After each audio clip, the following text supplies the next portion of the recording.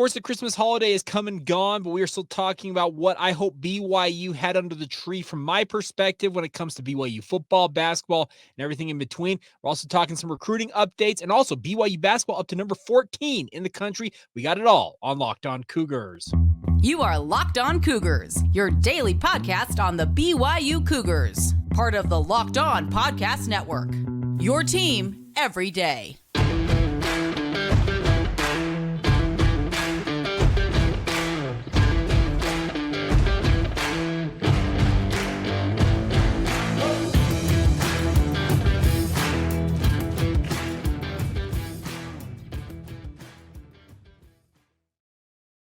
What's up, everybody? I'm Jake Hatch, your host here on Locked On Cougars, your resident BYU insider. Thank you for making Locked On Cougars your first listen of the day. Thank you to all of you who are everydayers with us right here on the Locked On Podcast Network.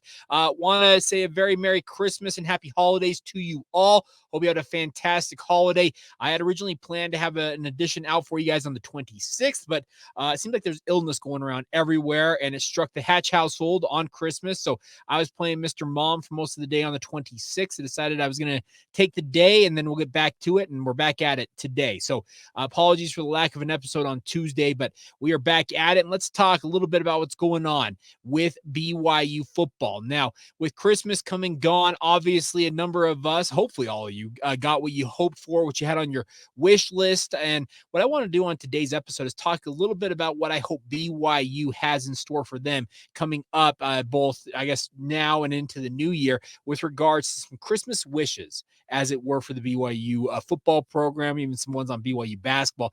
The number one thing I'm wishing for is for BYU to embrace NIL more fully. Now, what I mean by that is BYU has been doing, I think, a pretty admirable job since the day that NIL was introduced. Remember, they were one of the two programs, felt like them and Miami were out on the forefront of NIL and saying, hey, we're open to this, we're working on this.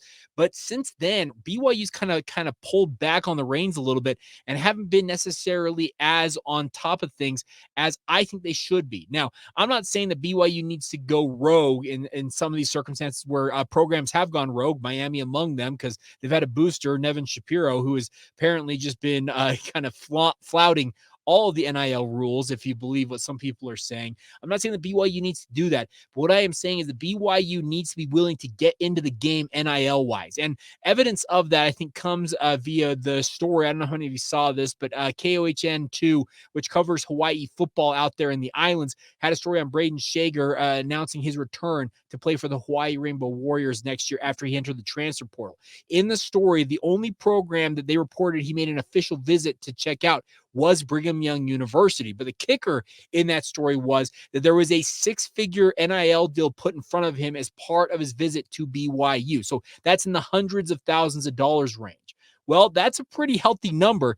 But if you believe what some of the coaches out there, most notably Matt Rule, are saying, when he's saying that a top shelf quarterback is costing $1 million, $1.5 million, $2 million, that's seven figures. If BYU's not willing to go and really compete amongst the best and get a true impact starter type quarterback, what are they doing? Honestly, what are you doing in the NIL sphere? I know that BYU has boosters out the yin yang who have deep pockets, and a number of them would love nothing more than to be more involved with BYU, and I'm sure they would be willing to talk on the NIL front in terms of helping out the Brigham Young University football program, basketball program, and everything in between. I'm not saying that BYU is anti-competitive. I'm not saying that they've fully pulled the reins and are not competing at all. I'm just saying, why not open the pocketbooks and allow BYU to really get into the mix and get a true impact player at quarterback? Any of you who have watched BYU football for any period of time know that when BYU has a transcendent quarterback, what I mean by that is a guy who has got bona fide credentials, NFL type players. Think of Zach Wilson, think of Jaron Hall most recently. Go back through the history. Ty Detmer, Steve Young, Jim McMahon, John Beck, Max Hall. All of these quarterbacks had one thing about them that made them transcend, is they had elite talent and they had full command of an offense. BYU last year didn't necessarily have a quarterback that had that, and they're paying the price right now, it feels like, in the NIL sphere with regards to finding one of those difference makers at quarterback. Now, could that difference maker be on the roster and just have not really been able to show what they're capable of quite yet?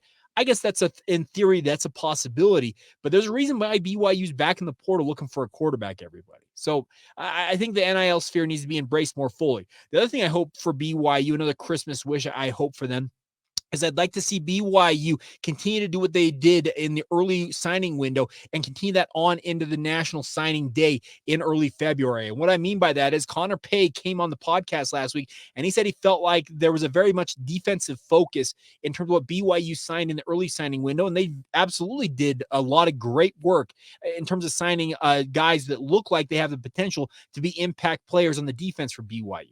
Now, what I want to see in this month and change leading up to the national signing day in February is I want to see BYU bring in some difference makers on offense. Find a quarterback in the portal. Find a running back. I think you need to find at least one running back with Aiden Robbins leaving the program. Go and find a couple of difference makers, whether it be a tight end, some offensive lineman, whatever it is.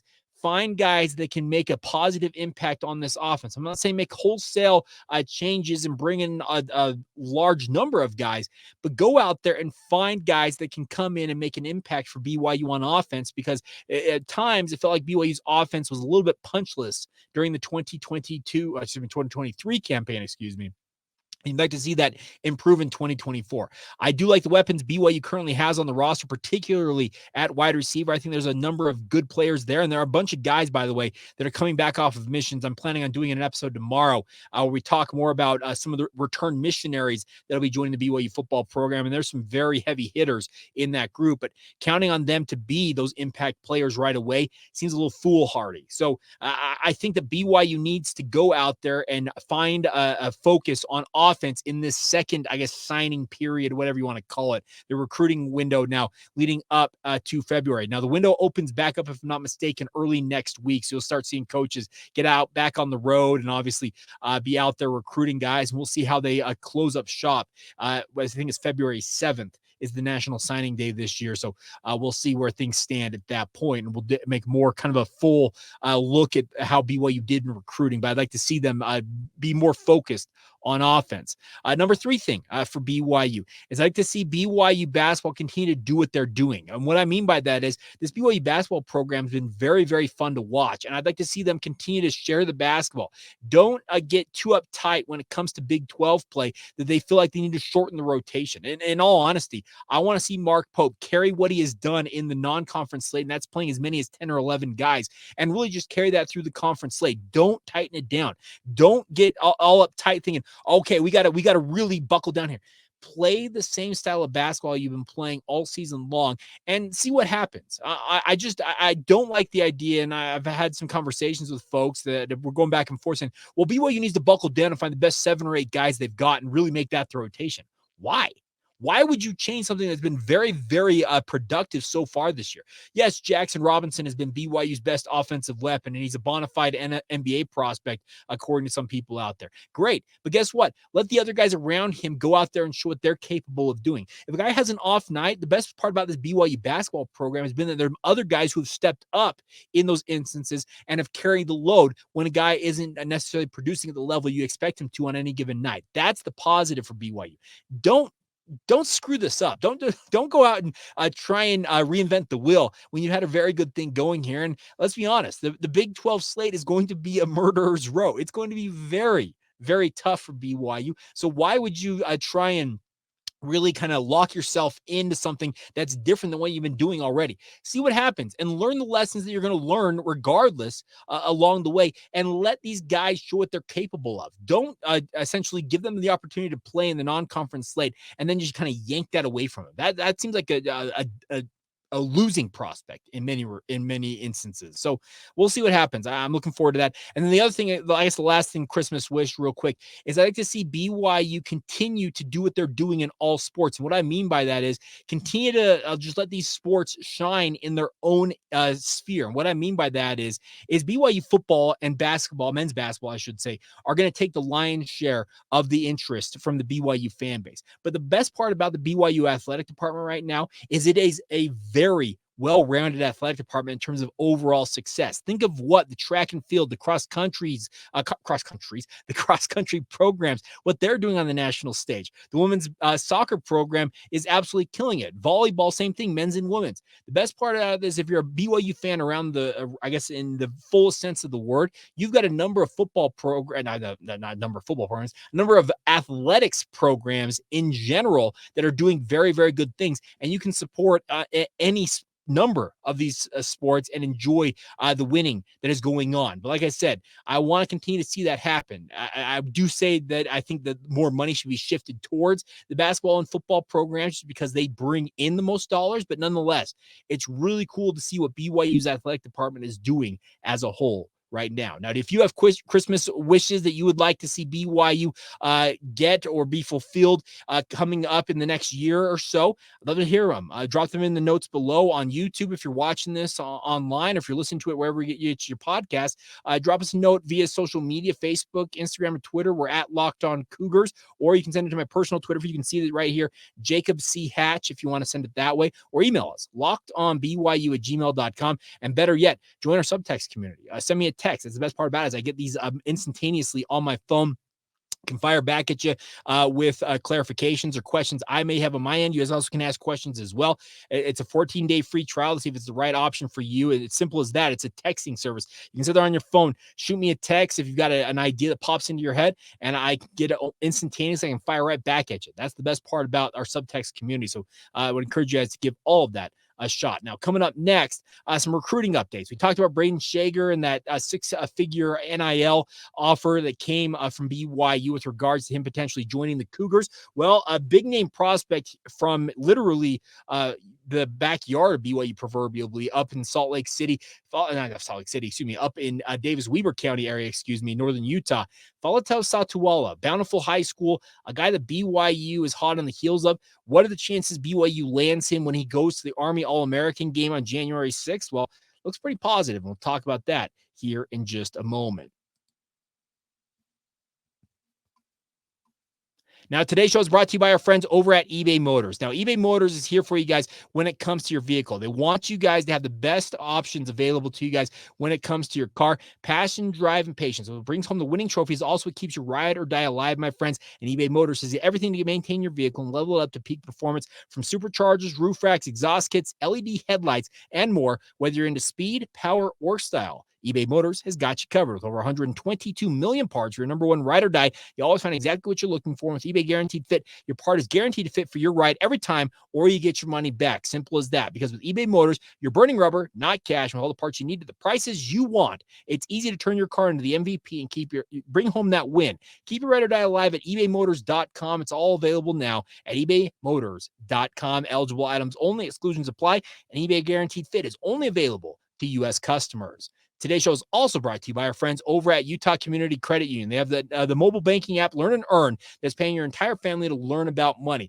Simply put, we all want to be smarter when it comes to our finances and money in general. That's where Learn and Earn comes in. They break down financial topics into fun, bite-sized educational games like quizzes and trivia. And every time a family member completes a topic, they can earn points that accrue and be redeemed for gift cards to stores like Amazon, Apple, Sephora, Walmart, Nike, and many, many more. There's age-appropriate content for every member of the family who can compete against one another and track your progress on leaderboards. The best part is Learn and Earn is available inside the UCCU mobile banking app, so you can play it anytime, anywhere. And the more you play, the more you learn, and the more you learn, the more you earn. Simple as that, everybody. It's all part of Learn and Earn, part of UCCU's award-winning Be Money Smart Youth Banking program, helping kids, teens, and parents have fun while becoming more financially literate together. It's all courtesy of UCCU.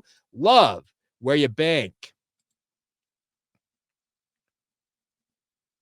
Thank you once again for making Locked On Cougars your first listen of the day. Appreciate all of you being a part of the show. Like I said, if you have not signed up for our subtext community, please do so. It's really simple. It costs $4.99 a month to have direct access to me via your phone, literally in your text messages. Would love for you guys to be a part of that. But I also want to give a shout out real quick to Matt Moon. Now, this hat I'm wearing, some of you may be seeing it on YouTube.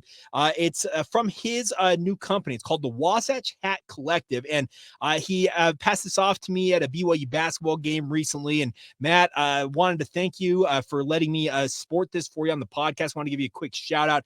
Really cool stuff. And by the way, when I first saw this hat, my first thought was, it's got some Lavelle Edwards vibes to it, doesn't it? It's got the script Cougars on it.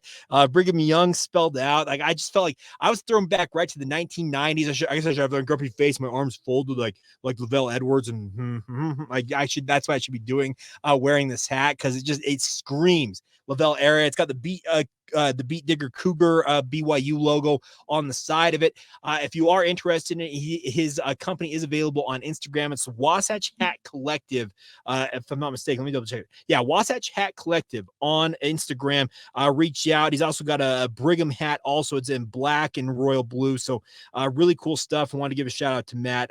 Thanks for hooking it up right here on the podcast. All right, so on the recruiting front, BYU is hot on the heels of Faletau Satuala out of Bountiful High School. Really, really talented prospect. I have had the opportunity the last almost decade to do what I call, not what I call it. It's what the John Watson Chevrolet dealership, what they do is called the Northern Utah High School Football Player of the Week Award, where I go through the northern Utah, essentially from Woods Cross High School all the way up essentially to the Logan area, so all the way up to Bear River, I guess is kind of the idea.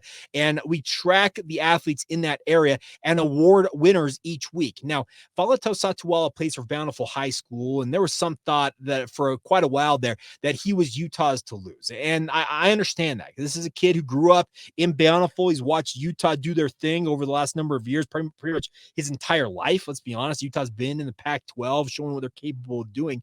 But thanks to Jay Hill and BYU's recruiting efforts, this has come down to essentially a BYU versus Utah battle for a kid who has got phenomenal talent. And why I talk about the Player of the Week award is honestly, all season long this past year, Faletau Satuala did something, or some things, I should say, on the football field that probably got him nominated weekly. When I sent out my list to the John Watson Chevrolet guys about who I would nominate to win the award weekly, he was our only two-time winner on the season. He won once during the regular season. We also rewarded him for one of his stand-up performances in Bountiful's run to the state title game, and he is a phenomenal prospect. This is a kid that could play any one of a number of positions. He's currently playing safety, and that's where a lot of people have him projected at the next level, and that's great because he has the potential to be a day one impact guy at safety. But if his frame grows out a little bit, I could very easily see him moving to linebacker. Could he play on offense? Sure. He showed that he's got the wide receiver, the receiving skills, maybe even as a tight end, with how big of his frame is, to be a guy who could be an impact player on offense as well. But I think if BYU and a lot of the 24/7 sports guys have put in there what they call a crystal ball, I guess what they essentially project the future, and they've switched their tone to saying that Faletau Satuala is going to pick BYU. This is a guy that Utah desperately, and I mean desperately, wants to come into their football program. They're losing their two starting safeties, Sione Vaki and Cole Bishop, to the NFL draft. Yes, they have a JUCO prospect coming in, and Nate Ritchie, a former Lone Peak star, there to kind of step into the void, it looks like. But they really, really wanted a guy like Faletau Satuala. He's a 4-star prospect for a reason. I might be high 3-star, depending on where you look at the national recruiting databases. But he has got all the potential to come in and be the type of player that Utah hopes and BYU would love to have in their defensive secondary. And it looks like BYU is going to win this. This is a head-to-head recruiting battle for BYU that could signal a little bit of a shift in terms of the overall momentum going locally towards Utah. Now, Utah did clean up in state this year. Let's acknowledge the fact that Utah, I think it was 6 of the 10, if not 7 of the top 10 ranked in state that Utah cleaned up on. Great. Good job. Props to them.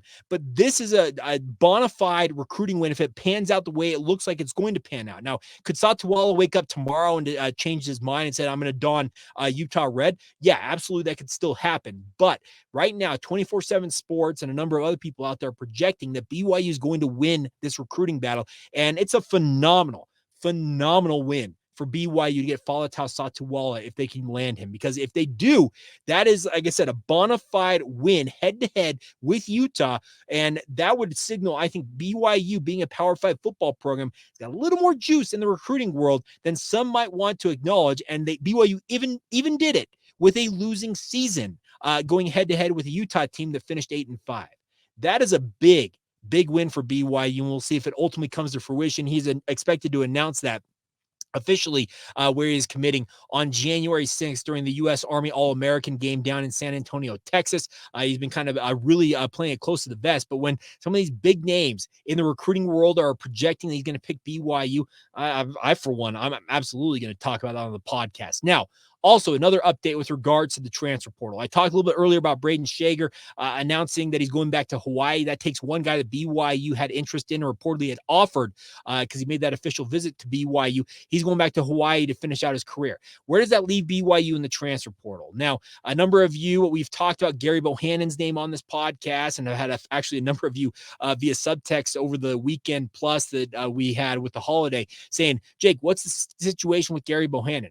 Honestly, I don't know what the holdup is. I thought BYU was set to announce him as soon as Wednesday when they had their signing class locked, sealed, and signed up. But I'm getting some sense. I'm not saying that this is, I'm reporting this because this is just me kind of getting a feel for things, is I think BYU is slow playing it just a little bit. What I mean by that is, if you've noticed since bowl games have wrapped up, have you noticed how many guys have continued to enter the transfer portal after these bowl games have wrapped up? I think that BYU is saying, okay, Gerry, we love you. We probably want to bring you in, but we're going to hold off for a minute here. We're going to see what our options are out there in the transfer portal. And that may burn them because Gerry Bohanon could decide, you know what, screw it, I'm going elsewhere. But I think BYU's playing this the right way they should be. They're slow playing a little bit, seeing who else might enter the transfer portal, because there have been other quarterbacks that popped up into the portal since bowl games have wrapped up that you guys say, okay, maybe we take a look at that guy. Maybe we look at this guy. Now, let's go back to our original point today. If BYU wants to get one of their top guys on their board, and trust me, they've missed out on some of them because they've not had apparently the requisite money that is required. And it sounds just ludicrous to say that NIL, it's pay for play, but it is what it is. Let's acknowledge that. It's absolutely what it is now. You've got to be able to put a number in front of these young men to garner seemingly any interest from them in the recruiting process. But I think BYU is playing this the right way. They really kind of dove headlong in last year, if you recall, with regards to Kedon Slovis. And let's be honest, Kedon Slovis led BYU to a 5-3 record as a starting quarterback. You can't discount the fact that he led BYU to 5 wins this year, but they really locked in on him early in the portal process last year and got him signed up and locked him in. I think they learned their lesson because there were some other quarterbacks that came onto the market after he signed with BYU. The BYU may very well have made maybe another taken another look at those guys, or maybe chased them a little more heavily had they not already signed Kedon Slovis. I'm not saying that BYU was unhappy with Kedon. I'm not saying that at all. But I think the way BYU is approaching this year in terms of saying, okay, we got some interest here, got some interest there. Gerry Bohanon looks like he very well may be a BYU guy and would fit the system because he ran that system at Baylor. And his best year as a college football quarterback was running that system and winning the Big 12 conference title. Let's acknowledge what Gerry Bohanon has accomplished in the offense that BYU runs. I think that Aaron Roderick and his guys around him are saying, okay, let's make sure we get kind of look at all options here, and then we'll kind of see what ultimately shakes out. Braden Shager apparently had some interest from BYU. For whatever reason, it didn't work out. Now he's back quarterbacking the Hawaii Rainbow Warriors. Best of luck to him. But we'll see where it plays out. I think that my overall point still stands. I'm appreciative that BYU is maybe letting things shake out a little bit more, evaluating their options and making sure that they find what they feel like maybe is the best option for them. And if they come back to it and it's Gerry Bohanon, okay, so be it. We'll have that conversation when he is signed, sealed, and delivered, and we'll try and make heads and tails of what ultimately panned out. But that's where things stand right now. Let me reiterate.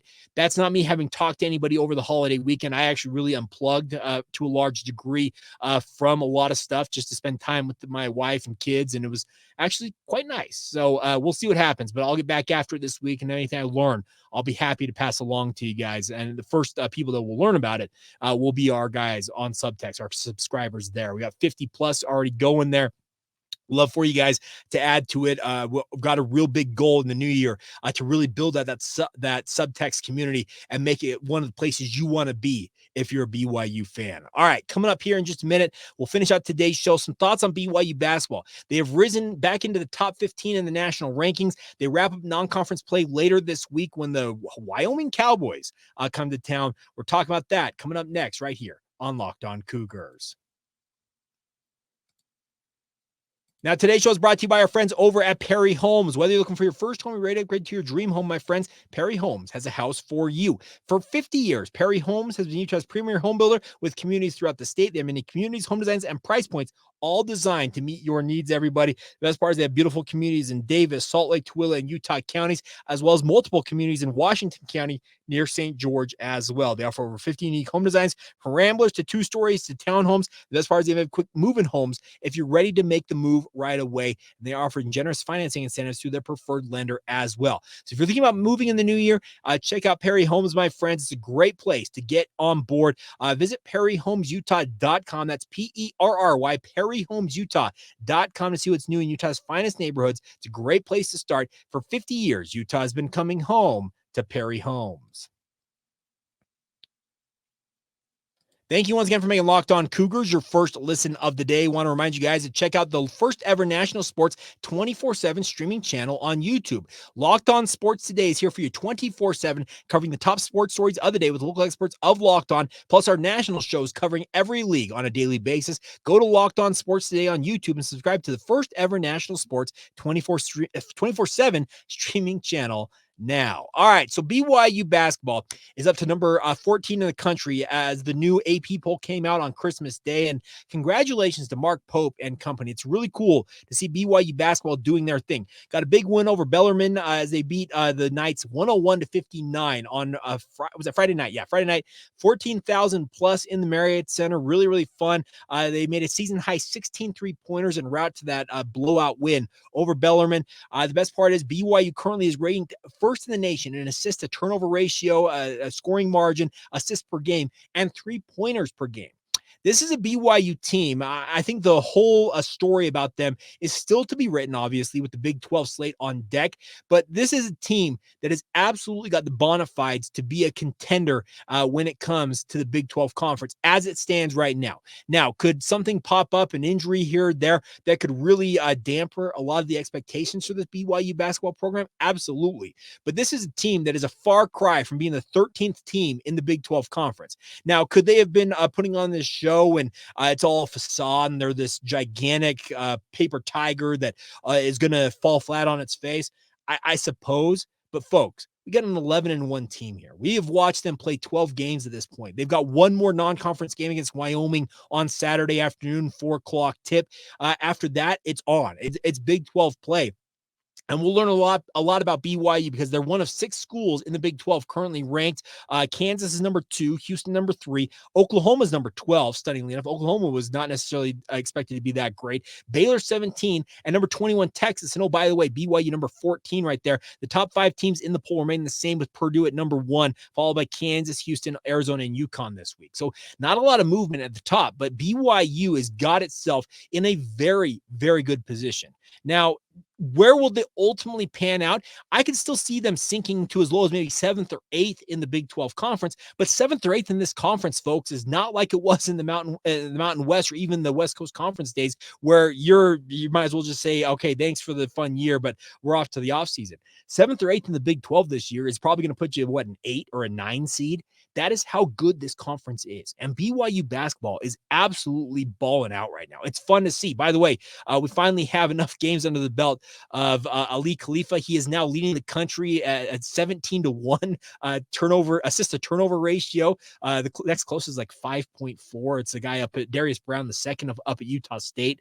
But really cool to see what BYU is doing on the basketball front. Do not discount what this BYU basketball team is capable of because they've absolutely, like I said, got the bona fides to be a real player in the Big 12. Yeah, they may not be a top 4 team in this conference, but they are definitely not the 13th out of 14 teams in this conference. In fact, I would be hard pressed to believe BYU doesn't finish outside the top half of this conference. If they sink to as low as 8th, might be a little bit of a disappointment, but nonetheless, an 8th place finish in the Big 12 this year very much has you dancing in the NCAA tournament, and that is a positive for BYU, and we'll see where it all shakes out. All right, so there you go. That's what I got for you guys on this Wednesday edition of the podcast. Once again, I hope you had a fantastic holiday, had a fantastic Christmas, got everything you wanted. If you got thoughts about what BYU's Christmas wish list should include, no matter what it is, drop it now in our comments or send us a note, and we'd love for you guys to have your thoughts on that. Coming up on tomorrow's show, the plan is to talk a little bit about the RMs, the return missionaries coming into the BYU football program, and there's some heavy hitters in terms of their overall recruiting rankings. What could they offer to BYU as soon as next fall? We'll talk about that all ahead on our Thursday edition of Locked On Cougars. See ya.